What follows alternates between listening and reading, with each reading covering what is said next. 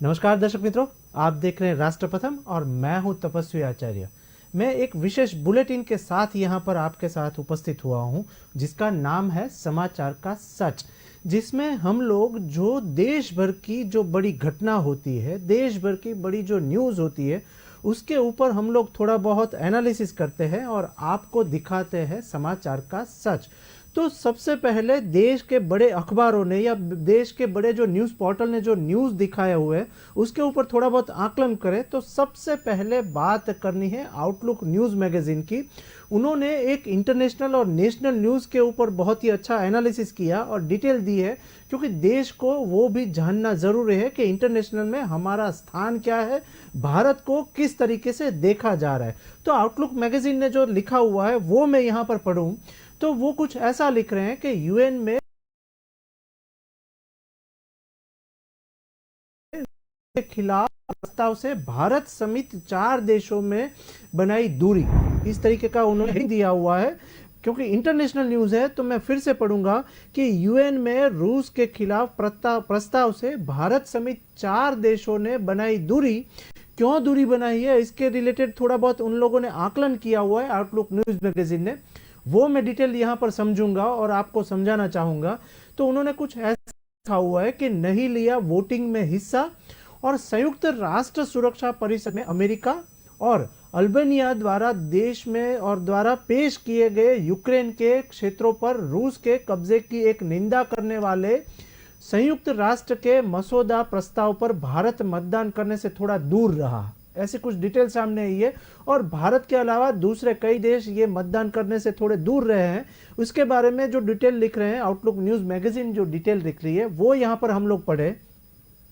तो भारत ने संयुक्त राष्ट्र सुरक्षा परिषद के उस प्रस्ताव के मसौदे पर परहेज किया हुआ है जिसमें रूस के अवैध जनमत संग्रह, उन्होंने लिखा हुआ है जिसमें रूस में अवैध जनमत संग्रह और यूक्रेनी क्षेत्रों पर उसके कब्जे की निंदा की गई है। डिटेल कुछ ऐसी आई है कि इस प्रस्ताव में मांग की गई थी कि रूस यूक्रेन से अपने बलों का तत्काल वापस बुलाए, रूस अपने वहां पर यूक्रेन से अपने बलों को वहां पर तत्काल वापस बुलाए। और इसी के साथ बता दे कि रूस के राष्ट्रपति पुतिन ने यूक्रेन से कब्जे 4 इलाकों को अपने देश में शामिल कर लिया है। और इसी बीच पुतिन ने यह कदम उठाकर सभी अंतर्राष्ट्रीय नियमों को दरकिनार किया गया है। इस तरीके से शायद 4 देश ने इनके ऊपर थोड़ी बहुत पाबंदी लगाई है और वोटिंग नहीं करने का फैसला बना लिया है। दूसरी जो डिटेल यहाँ पर लिखी है वो ऐसा कुछ है कि रूस के इस कदम से अमेरिका, ब्रिटेन सहित कई पश्चिमी देश अभी भड़क गए हैं और ये पुतिन के फैसले पर ऐतराज जताते हुए अमेरिका और अल्बानिया संयुक्त राष्ट्र सुरक्षा परिषद में रूस के खिलाफ एक प्रस्ताव लेकर आए और इस प्रस्ताव को 10 देश का समर्थन मिला। लेकिन भारत, चीन, ब्राजील और मेलबर्न, मैं फिर से पढ़ रहा हूं, ये 4 देश जिसमें भारत, चीन, ब्राजील और गैबोन इस प्रस्ताव से दूरी बनाए हुए और वोट नहीं किया हुआ है। हालांकि अंत में रूस के अपने वीटो पावर का इस्तेमाल कर प्रस्ताव को खारिज कर दिया और दरअसल यूएन में 15 देशों की संयुक्त राष्ट्र सुरक्षा परिषद ने अमेरिका और अल्बानिया द्वारा पेश किए गए मसौदे प्रस्ताव पर मतदान किया। और उसी के साथ जो रूस के यूक्रेन के साथ अंतर्राष्ट्रीय स्तर पर एक बैठक हुई थी मान्यता प्राप्त सीमाओं के भीतर क्षेत्र में अवैध तथाकथित जनमत संग्रह के संगठन की, वो कड़ी निंदा करता है। और साथ ही में यूएन में रूस के राजदूत जो है वसीली नेबेजिया ने सुरक्षा परिषद के 5 वीटोधारक स्थायी सदस्यों में एक ही निंदा का प्रस्ताव लाना अभूतपूर्व कदम बताया हुआ है। अब देखना यह रहेगा कि आगे रूस क्या कड़े कार्यवाही करती है और कड़े कदम उठाती है। लेकिन प्रस्ताव में घोषणा की गई है कि रूस ने यूक्रेन के अस्थायी नियंत्रणों वाले क्षेत्रों में लुहांस, डोनेका और उसके साथ कुछ 27 से लेके 23 हिस्सों में वहां पर एक जमींदारी की है। और इसी बीच सितंबर तक कराए गए अवैध तथाकथित जनमत संग्रह की कोई कानूनी वैधता नहीं है, ऐसी भी डिटेल सामने आई है। अब देखना यह रहेगा कि यूक्रेन और रूस जो है वो क्या कड़े कार्यवाही करती है। अब आते हैं भारत की ओर, एक दूसरे सबसे बड़े न्यूज़ की ओर हम लोग देखें, और सबसे बड़े न्यूज़ जो है वो भारत के हैं, और वो टाइम्स ऑफ इंडिया कुछ लिख रहे हैं कि 5G और 4G क्या है, ये 5G और 4G क्यों आज ये सबसे बड़ा आज के समाचार है और क्यों ये 12 घंटे की वायरल न्यूज़ है, वो हम लोग पढ़े। तो टेक्नोलॉजी की बात करें और भारत की बात करें तो आज से 5G 4G से 100 गुना ज़्यादा स्पीड जो है वो आज भारत को मिलेगी, ऐसा एक न्यूज़ सामने आए हुए हैं, और सभी नेशनल न्यूज़ चैनल ने इसको प्राधान्य दिया हुआ है, इसको मान्यता दी है और उसके सबसे बड़े न्यूज़ में लिया गया है। डिटेल कुछ ऐसी है कि पीएम मोदी के हाथ से आज लॉन्चिंग चल रही है और वाराणसी और अहमदाबाद से होगी शुरुआत। डिटेल कुछ ऐसी है क्योंकि अब तक की ये 12 घंटे की सबसे बड़ी न्यूज़ मानी जाती है। तो उसमें डिटेल कुछ ऐसी है जिसमें टाइम्स नाउ लिख रहा है कि प्रधानमंत्री नरेंद्र मोदी द्वारा आज यानी शनिवार को यानी 1 अक्टूबर को 5G सर्विस लॉन्च की इसकी शुरुआत हो रही है, और एयरटेल वाराणसी से और जियो अहमदाबाद से एक गांव से स्टार्टअप होगा, मीन्स स्टार्ट करेगी। डिटेल कुछ ऐसी है कि इसी दौरान दोनों ही राज्यों के मुख्यमंत्री भी वहां पर मौजूद होंगे, और साथ ही में आज से दिल्ली के प्रगति मैदान में टेलीकॉम इंडस्ट्री का एक इवेंट इंडियन मोबाइल कांग्रेस 2022 का एक छठा एडिशन शुरू हो रहा है। इसी बीच डिटेल कुछ ऐसी है कि जो 4 दिन तक वहां पर दिल्ली में प्रगति मैदान में होगा, इसी इवेंट में पीएम 5G सर्विस की शुरुआत कर रहे हैं अभी। और डिटेल कुछ ऐसी है कि इस इवेंट में मुकेश अंबानी मीन्स के रिलायंस, सुनील मित्तल और कुमार मंगलम बिरला जैसे दिग्गज बिजनेसमैन भी उनके साथ है, पीएम के साथ है। इसी के साथ कई सारी बड़ी कंपनियां भी इससे जुड़ी हुई है, जैसे कि जियो, वोडाफोन और एयरटेल लाइव डेमो वहां पर देने वाले हैं। तो इसी बीच भारत में 5G टेक्नोलॉजी की क्षमता दिखाने के लिए देश के 3 प्रमुख टेलीकॉम ऑपरेटर प्रधानमंत्री के सामने एक यूज का एक डेमोस्ट्रेशन करने वाले हैं, और अभी ये इवेंट चालू है। प्रधानमंत्री प्रधान सेवक नरेंद्र मोदी वहां पर उपस्थित है। तो वहीं पर पीएम मोदी वीआर और ऑटोफिकेशन इंटेलिजेंस का एक उपयोग करके रियल टाइम में काम की निगरानी का एक जायजा लेने वाले हैं, और डायस से लाइव डेमो भी दिखने वाले हैं। इसी बीच प्रधान सेवक ने सामने ड्रोन आधारित खेती, ऑटोमेटेड गैजेट्स की व्हीकल की एक वहां पर स्टार्टअप, स्मार्ट एम्बुलेंस और स्मार्ट एग्री प्रोग्राम और हेल्थ डायग्नोस्टिक जैसी चीज़ों का भी डेमोस्ट्रेशन किया जाएगा प्रधान सेवक नरेंद्र मोदी के सामने। तो डिटेल कुछ ऐसी है कि इसी बीच रिलायंस जियो मुंबई के एक स्कूल के एक शिक्षक को महाराष्ट्र, गुजरात और ओडिशा में 3 अलग अलग स्थान के छात्रों से वहां पर जुड़ेंगे और इसके साथ वर्चुअल बात भी करने वाले हैं। टेक्नोलॉजी द्वारा किस तरीके से लोगों को प्रशिक्षण दिया जाए उसी बीच वार्तालाप भी होने वाले हैं। लेकिन डिटेल कुछ ऐसी दूसरी आई है कि इसके जरिए बताया जाएगा कि कैसे 5G शिक्षकों को छात्रों के करीब लाकर उनके बीच की फिजिकल डिस्टेंस को मिटाकर शिक्षा की सुविधा प्रदान की जाए और अद्यतन टेक्नोलॉजी द्वारा कैसे बच्चों को पढ़ाया जाए। डिटेल कुछ ऐसी है कि इसी बीच एयरटेल की भी एक डिटेल सामने आई है। तो वहाँ पर जो स्टूडेंट है वो होलोग्राम के माध्यम से मंच पर उपस्थित होकर अपना लर्निंग एक्सपीरियंस भी शेयर करने वाले हैं और पीएम के साथ उसकी डिस्कशन भी होने वाली है। उसी के साथ वोडाफोन की बात करें तो वोडाफोन आइडिया दिल्ली में मेट्रो की एक निर्माणाधीन सुरंग में कारीगरों की सुरक्षा को डायस पर सुरंग के डिजिटल ट्विन का निर्माण के माध्यम से डेमोस्ट्रेशन भी करने वाले हैं। तो इसी तरीके से 360 डिग्री पे 5G का किस तरीके से डेमोस्ट्रेशन होगा, 5G का किस तरीके से यूटिलाइज होगा इंडिया में, वो पूरा का पूरा वहां पर प्रशिक्षण होगा और उसके साथ नरेंद्र मोदी, प्रधान सेवक नरेंद्र मोदी के साथ ये दिग्गज जो बिजनेस टाइकून्स हैं वो डिस्कशन करेंगे। अब बात करते हैं तीसरे बड़े न्यूज की ओर। तीसरा न्यूज हम लोग देखें तो बात करनी है कांग्रेस की कचकच को लेके, क्योंकि 3 दिन से कांस्टेंट कांग्रेस जो है वो लगातार न्यूज बनाए रखे हुए हैं। राजस्थान और गुजरात में कांग्रेस के कुछ न कुछ वहां पर किचकिच सामने आ रही है।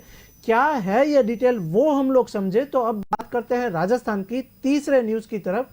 वहीं पर राजस्थान पत्रिका ने एक कांग्रेस को लेकर एक स्टेटमेंट दिया हुआ है। तो डिटेल कुछ ऐसी है कि कांग्रेस अध्यक्ष के लिए खड़गे की एक दावेदारी कल फिर से शुरू हुई है।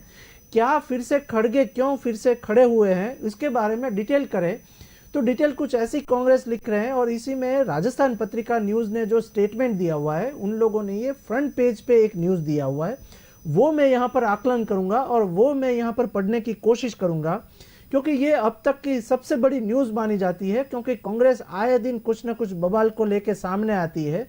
तो अभी यहाँ पर डिटेल कुछ ऐसी है कि कांग्रेस अध्यक्ष के लिए खड़गे की एक दावेदारी हुई है, गांधी परिवार का सपोर्ट नहीं मिला तो दिग्विजय ने नाम वापस ले लिया। डिटेल कुछ ऐसी है कि गांधी परिवार का सपोर्ट नहीं मिला तो दिग्विजय ने नाम वापस ले लिया, खड़गे मजबूरी वाली पसंद, ऐसी कुछ स्टेटमेंट सामने आई है। और ऐसा जो हेडिंग दिया हुआ है, विविध न्यूज पोर्टल ने दिया हुआ है कि खड़गे जो है वो मजबूरी वाली पसंद है, कांग्रेस की मजबूरी वाली पसंद है, ऐसा फ्रंट पेज पे उन लोगों ने हेडिंग दिया हुआ है, न्यूज़पेपर वालों ने। क्यों ऐसा हेडिंग दिया हुआ है उसके बारे में डिटेल समझे तो कांग्रेस अध्यक्ष पद का मुकाबला अब मल्लिकार्जुन खड़गे, शशि थरूर और झारखंड के एन त्रिपाठी के बीच सिमट गया है। डिटेल कुछ ऐसी आ रही है कि 3 को लेके ये बवाल चल रही थी, साथ में दिग्गज नेता के सामने जो डिटेल आ रही है उसमें मल्लिकार्जुन खड़गे, शशि थरूर और झारखंड के एन त्रिपाठी के बीच सिमट गई है। अब नामांकन करने के लिए टाइम ले चुके दिग्विजय सिंह कुछ मिनटों से रेस से बाहर आ गए हैं। कल उन्होंने रेस से बाहर आ गया हूं ऐसा स्टेटमेंट भी दिया हुआ है। क्यों ऐसा स्टेटमेंट दिया हुआ है उसके बारे में कुछ लिख रहे हैं कि उम्मीदवारों में नया नाम जुड़ा मल्लिकार्जुन खड़गे का, और दिग्विजय के अलावा शुरुआत में अध्यक्ष पद की उम्मीदवार माने जा रहे अशोक गहलोत उनके प्रस्ताविक बने रहे। और राजनीतिक विश्लेषण रईत किदवाई का मानना है कि दिग्विजय सिंह कांग्रेस की अंदरूनी राजनीति के शिकार हो गए हैं। और इसी बीच एक डिटेल ऐसी आई है कि सीएसडीएस में प्रोफेसर अभय दुबे ऐसा कुछ बोले कि खड़गे को अध्यक्ष बनाना मजबूरी का सौदा है, कांग्रेस के लिए खड़गे को अभी अध्यक्ष बने तो वो मजबूरी का सौदा होगा। इसमें कुछ डिटेल ऐसी है कि मजबूरी का सौदा क्यों है, क्योंकि सोनिया गांधी शशि थरूर को अध्यक्ष नहीं बना सकती। डिटेल कुछ ऐसी वो बोले कि सोनिया गांधी शशि थरूर को अध्यक्ष नहीं बना सकती। दिग्विजय को लग गया था कि उन्हें अध्यक्ष नहीं बनाया जाएगा, इसीलिए उन्होंने अपनी दावेदारी वापस ले ली है। अब 2 दिन में तेजी से बदले सिनेरियो को समझे हम लोग, तो इस बीच डिटेल कुछ ऐसी है कि क्यों 2 दिन में ये सब लोग वापस आ गए, उन्होंने दावेदारी वापस ले ली और क्यों नया नाम आया। नामांकन से ठीक 1 दिन पहले दिग्विजय सिंह को पूछा गया कि आप अध्यक्ष पद के लिए चुनाव लड़ रहे हैं, ऐसा क्वेश्चन किया गया। तो ये माना जाए कि आपको गांधी परिवार का समर्थन हासिल है या नहीं, ऐसा क्वेश्चन किया गया दिग्विजय सिंह के ऊपर। तो दिग्विजय सिंह का जवाब कुछ ड्यू रिस्पेक्ट था कि गांधी परिवार की कृपा हमेशा मुझ पर रही है, पर हर पल हर पद हर समय उन्हीं की बदौलत मैं यहाँ पर हूँ, ऐसा उन्होंने जवाब दिया था। इसी बीच एक अगला सवाल हुआ उनके ऊपर कि अगला पद भी गांधी परिवार की बदौलत मिलेगा, ऐसा क्वेश्चन किया वहां पर के पत्रकारों ने। तो दिग्विजय का जवाब कुछ ऐसा था कि गांधी परिवार ने चुनाव को खुला छोड़ रखा है, मैं तो यही मानता हूं कि कोई भी चुनाव यहां पर कांग्रेस में आके लड़ सकता है, ऐसा दिग्विजय सिंह ने वहां पर स्टेटमेंट दिया, जवाब दिया। इसी बीच शुक्रवार को आया या नामांकन का आखिरी दिन, मीन्स कल नामांकन का आखिरी दिन था। सुबह 10:35 को कांग्रेस की सेंट्रल इलेक्शन अथॉरिटी के अध्यक्ष मधुसूदन मिस्त्री ने कहा कि शशि थरूर, दिग्विजय सिंह और शायद मल्लिकार्जुन खड़गे का नामांकन दाखिल करेंगे, और इसी बार ज्यादा लोगों नामांकन करना चाहते हैं, इसलिए हम चुनाव के लिए तैयार हैं, ऐसा वहां पर दिया स्टेटमेंट आया। और शशि थरूर ने 11:25 को वहां पर दिग्विजय सिंह जी ने वहां पर 11 बजे और इस बीच नामांकन दाखिल करने के लिए कहा था। लेकिन सुबह 11:30 को क्या हुआ कि अचानक पूरा सीन बदल गया। कांग्रेस के आला कमान से कुछ स्टेटमेंट ऐसा आया कि पूरा शुक्रवार को 11:30 बजे पूरा सीन चेंज हो गया, और इसी बीच मल्लिकार्जुन खड़गे का नाम आगे चलने लग गया। दिग्विजय सिंह के सामने आए और कहा कि मैं उनका काफी आदर करता हूं, दिग्विजय सिंह ऐसा बोले कि मैं उनका काफी आदर करता हूं, अब जो फैसला होगा वो आला कमान करेगी और देखना यह होगा कि कांग्रेस के प्रमुख कौन बनते हैं और राजस्थान के सीएम चेंज होते हैं या नहीं। इसी बीच लगातार हम लोग ये भी नजर रखेंगे कि कांग्रेस के दिग्गज सोनिया गांधी या राहुल गांधी क्या फैसला करते हैं। तो अब बात करते हैं एक चौथे न्यूज़ की तरफ देखें तो एक मार्केट में जो हलचल हो रही है और मार्केट में उतार चढ़ाव आ रहा है, उसके बीच एक सबसे बड़ा न्यूज़ वायरल हुआ है। वहाँ पर नेशनल न्यूज़ ने ये न्यूज़ को प्राधान्य देकर वहाँ पर सबसे बड़ा न्यूज़ माना है। तो क्या है ये मार्केट के न्यूज़, उसमें दैनिक भास्कर ने जो डिटेल पोर्टल में लिखा हुआ है वो मैं यहाँ पर पढ़ूँ तो आज से 6 बड़े बदलाव हो रहे हैं। पहली तारीख से 6 बड़े बदलाव हो रहे हैं और वो भी मार्केट को लेकर, और उसमें आम आदमी जो लोग नौकरी पेशा लोग हैं उसको असर हो सकती है ये 6 बड़े बदलाव को लेके। तो उसमें क्या डिटेल है वो मैं यहाँ पर पढ़ूँ तो दैनिक भास्कर कुछ ऐसा लिख रहे हैं कि आज से हुए 6 बड़े बदलाव, उसमें स्मॉल सेविंग स्कीम पर ज़्यादा ब्याज, कार्ड पेमेंट के लिए टोकनाइजेशन सिस्टम लागू होगा और टोकनाइजेशन सिस्टम के साथ सिलेंडर सस्ता होगा।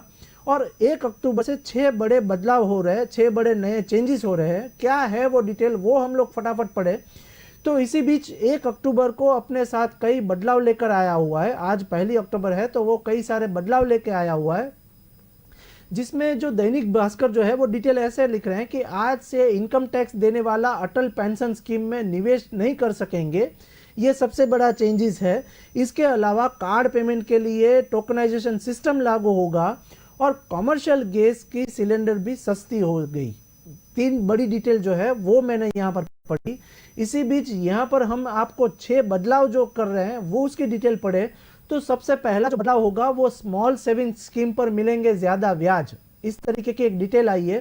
क्यों ब्याज ज़्यादा मिलेगा, इसकी डिटेल ऐसी है कि सरकार ने पोस्ट ऑफिस की कई स्मॉल सेविंग स्कीम पर मिलने वाले ब्याज में बढ़ोतरी की है और 2 साल के टाइम डिपॉजिट पर ब्याज का दर जो है वो 5.5% से बढ़कर 5.7% तक कर दिया गया है, जिसमें पोस्ट ऑफिस की स्कीम में थोड़ी बहुत बदलाव कर दिया है।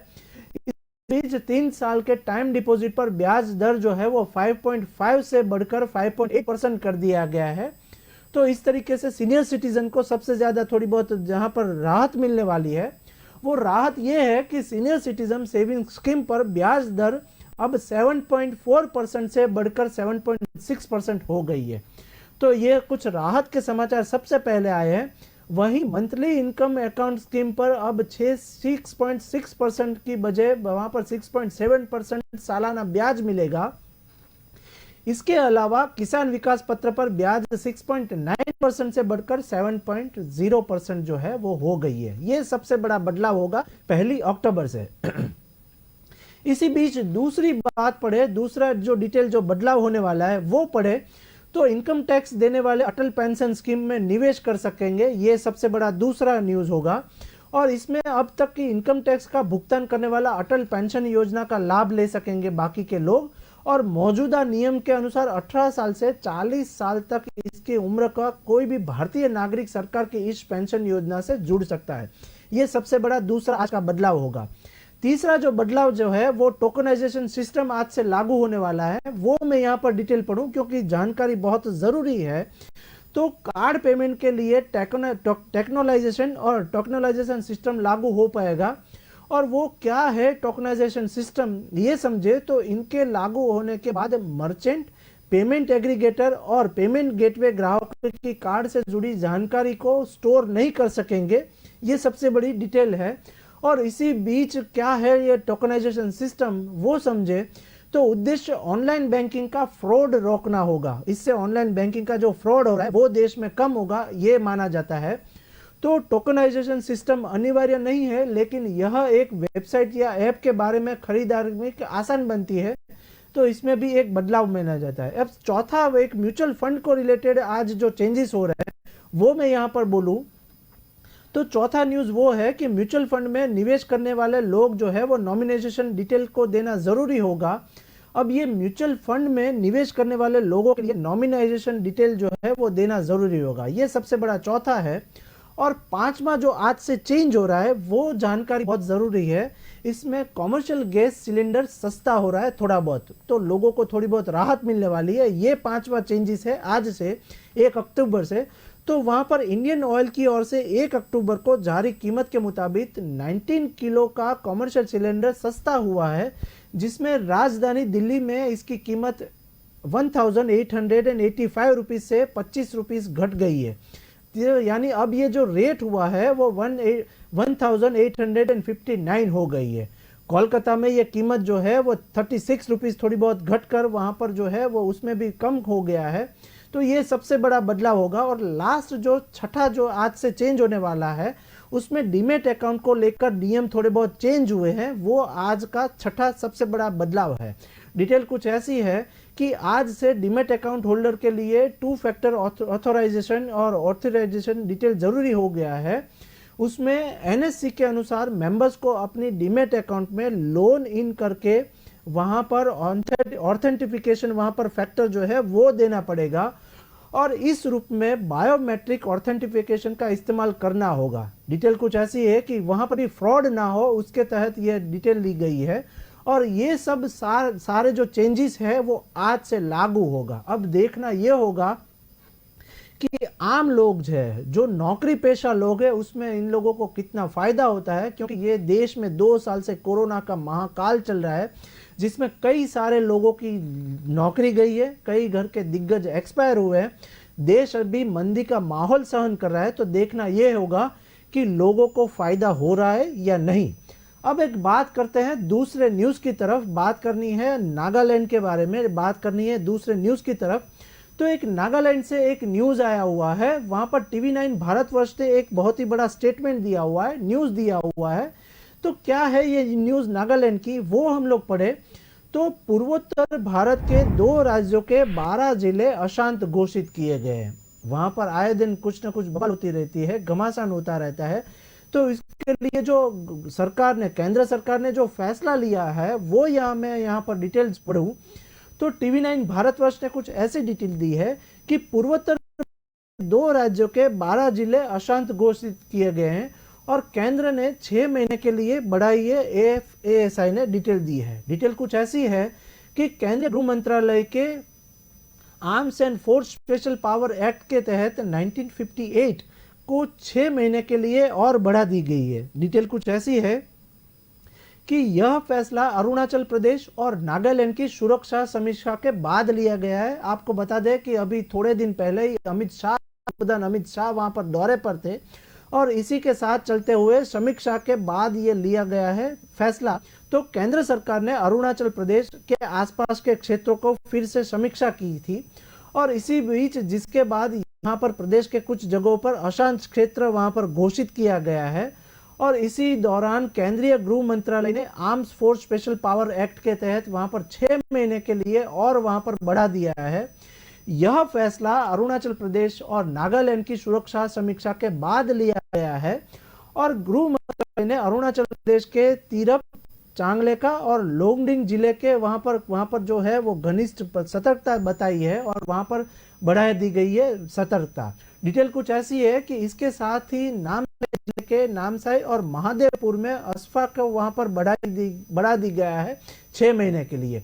डिटेल कुछ ऐसी है कि गृह मंत्रालय ने जारी अधिसूचना में कहा है कि अरुणाचल प्रदेश के तिरप, चांगल और लोडिंग जिले के साथ नामसाई और महादेवपुर के क्षेत्रों में आने वाली जगहों पे अशांत क्षेत्र वहां पर घोषित कर दिया गया है। वहां पर आए दिन कुछ ना कुछ बवाल होती रहती है, तो इसीलिए वहां पर अशांत क्षेत्र को घोषित किया गया है। यहाँ पर आर्म्स फोर्स के तहत वहां पर यह नियम लागू होगा। इसकी वजह से यहाँ पर अस्पा को अगले 6 महीने तक वहां पर बढ़ा दिया गया है। इसके अलावा नागालैंड के 9 जिलों और 4 जिले के 16 पुलिस स्टेशन को भी वहां पर इस दौरान अशांत क्षेत्र में घोषित कर दिया गया है। तो इन दिनों वहां पर इस जगहों पे अगले 6 महीने के लिए arms forces special power act के तहत 1958 को वहां पर बढ़ा दिया गया है। बिना वारंट वहां पर किसी की भी गिरफ्तारी हो सकती है, ऐसा भी एक नोटिफिकेशन जारी हुआ है। वहां पर केंद्र ने शुक्रवार को यह कहा कि नागालैंड और अरुणाचल प्रदेश में 12 जिलों के और दोनों राज्यों के 5 अन्य जिलों के कुछ हिस्सों में सशस्त्र बल वहां पर विशेषाधिकार कानून लागू कर दिया गया है। इसके तहत अशांत क्षेत्र की अवधि 6 महीने के लिए बढ़ा दी गई है और वहां पर सशस्त्र बल जो है वो अधिनियम 1958 के सुरक्षा बलों के बिना किसी को पूर्व वारंट दिए किसी की भी गिरफ्तारी हो सकती है, ऐसा एक नोटिफिकेशन जारी किया गया है। अब एक सबसे बड़े स्टेट की बात करें, गुजरात की बात करें, तो गुजरात में अभी चुनावी माहौल चल रहा है। आए दिन कोई न कोई नेता या पार्टी के आला कमान गुजरात के दौरे पर है, गुजरात की कमान संभाले हुए हैं। अभी कल ही राज्य के और देश के वड़ा प्रधान नरेंद्र मोदी 2 दिन यहाँ पर गुजरात में अलग अलग जगह पे दौरा करके गए हुए। इसी बीच आज आम आदमी पार्टी के अरविंद केजरीवाल गुजरात में आ गए हैं। अभी आपको बता दें कि गृह प्रधान अमित शाह भी गुजरात में है। अभी नरेंद्र मोदी कल रात को ही वहां पर गुजरात से बाहर गए हुए हैं और आज अरविंद केजरीवाल गुजरात के दौरे पर आ गए, क्योंकि गुजरात में अभी इलेक्शन होने वाला है, चुनावी ब्यूगल ऑलरेडी फूंक चुके हैं। तब डिटेल कुछ ऐसी आई है कि आज से 2 दिन के गुजरात दौरे पर अरविंद केजरीवाल वो जाने वाले हैं गांधीधाम, जूनागढ़ में वो करने वाले हैं जनसभा और वहां के प्रश्नों को लोगों के पास से सुनने वाले हैं। क्या है ये डिटेल, क्यों आए दिन आला कमान कोई भी पार्टी का गुजरात का दौरा कर रही है, इसके बारे में डिटेल पढ़े तो आज 2 दिन के लिए अब यहाँ पर अरविंद केजरीवाल आए हैं। तो दिल्ली के उप मुख्यमंत्री मनीष सिसोदिया और आपके राज्यसभा के सदस्य और पार्टी के गुजरात मामलों के यह सहप्रभारी राघव चड्ढा भी इन दिनों 2 दिन के दौरान यहाँ पर गुजरात में रहेंगे और अरविंद केजरीवाल आज यहाँ पर आ रहे हैं। तो डिटेल कुछ ऐसी है कि दिल्ली के मुख्यमंत्री और आम आदमी पार्टी के राष्ट्रीय संयोजक अरविंद केजरीवाल आज से 2 दिन गुजरात के दौरे पर रहेंगे। अरविंद केजरीवाल के साथ पंजाब के मुख्यमंत्री भगवंत मान भी यहाँ पर गुजरात आने वाले हैं और आए हुए हैं। तो जहां वो संयुक्त रूप से 4 जनसभा को संबोधन करने वाले हैं, वहां पर लोगों को मिलने वाले हैं। लोगों की जो परेशानी है, गुजरात में रहने वाले लोगों की जो अलग अलग परेशानियां हैं, दिक्कतें हैं, वो आम आदमी के पार्टी जो है वो आला कमान सुनने वाले हैं। अरविंद केजरीवाल जो दिल्ली के सीएम है वो लोगों से मिलकर उनकी परेशानी को सुनने वाले जा रहे हैं। बताया जा रहा है कि केजरीवाल के साथ गुजरात के सह प्रभारी और राज्यसभा के सांसद जो है वो राघव चड्ढा भी यहाँ पर आ सकते हैं और यहाँ पर आने वाले हैं। तो गुजरात में इस साल के आखिरी में विधानसभा चुनाव होने वाले हैं। इसी चुनाव के लिए आम आदमी पार्टी ने पूरी ताकत यहाँ पर झोंक दी है। कांग्रेस का तो अभी नामो निशान शायद गुजरात से मिट चुका है, ऐसा बोले तो इसी बीच आम आदमी पार्टी के नेता यहाँ पर आए दिन यहाँ पर आते रहते हैं। ताजा खबर यह है कि आज अरविंद केजरीवाल और भगवंत मान जो है वो कच्छ जिले के गांधीधाम और जूनागढ़ में जाने वाले हैं और वहीं पर लोगों से मिलके वहां पर कुछ ना कुछ स्टेटमेंट देने वाले हैं। तो जोशीपुरा में जनसभा को वो संबोधित करेंगे और गुजरात के महासचिव मनीष सोरठिया ने यह बताया कि दौरे के दूसरे दिन को 2 अक्टूबर को दोनों नेता सुरेंद्रनगर शहर में भी जाने वाले हैं और खेड़ ब्रह्मा भी मुलाकात करने वाले हैं। वहां पर वो शहर में जनसभा करने वाले हैं और जनसभा में काफी लोगों को वो आने वाले हैं। अब देखना यह रहेगा कि गुजरात में इलेक्शन का माहौल किस तरीके से आगे बढ़ रहा है। डिटेल कुछ हम लोग साथ में पढ़ते रहेंगे और आपको चप्पे चप्पे की खबर देते रहेंगे। आज मुझे दीजिए रजा, नमस्कार।